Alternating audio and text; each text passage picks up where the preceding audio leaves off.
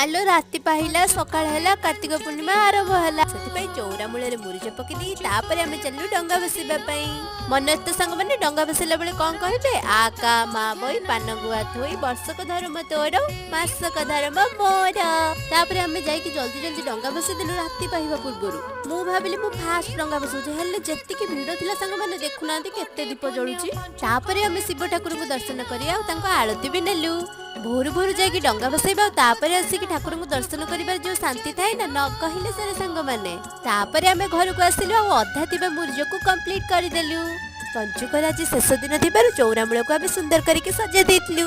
ସାଙ୍ଗମାନେ ଯେହେତୁ କାର୍ତ୍ତିକ ପୂର୍ଣ୍ଣିମା ମନ କଣ ଗୋଟେ ଜାଗାରେ ଥଇ ଦଉଛି ପୁଣି ଆମେ ଚାଲିଲୁ ଆଉ ଗୋଟେ ଜାଗାକୁ ବୁଲିବା ପାଇଁ। ସେଠି ପୁଣି ଠାକୁରଙ୍କୁ ଦର୍ଶନ କଲୁ ଆଉ ପୁଣି ପ୍ରସାଦ ଖାଇକି ପୁଣି ଘରକୁ ପଳେଇ ଆସିଥିଲୁ। ଘରେ ଆସି ଆମେ ଦି ଭଉଣୀ ବସିକି ପାଠ ପଢୁଥିଲୁ। ଠାକୁରଙ୍କ ପ୍ରସାଦ ଖାଇକି ଆସିଲା ପରେ ଇଏ ପୁଣି ଘରକୁ ଆସିକି ଏମିତି କହୁଥିଲା ଯେ ସେ କିଛି ଖାଇନି। ସବସ୍କ୍ରାଇବ